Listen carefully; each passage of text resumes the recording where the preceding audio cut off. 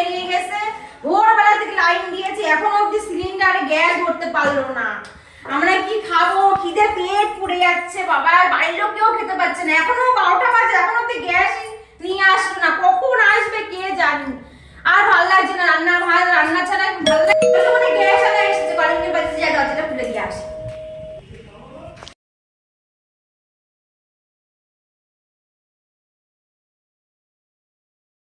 বাবাই নাম তাড়াতাড়ি করে ভাত আলু সিদ্ধটা চাপা দাও রে বাবা রে বাবা জানছি জানো এই তো পাইছো সিলিন্ডার নিয়ে এসেছো।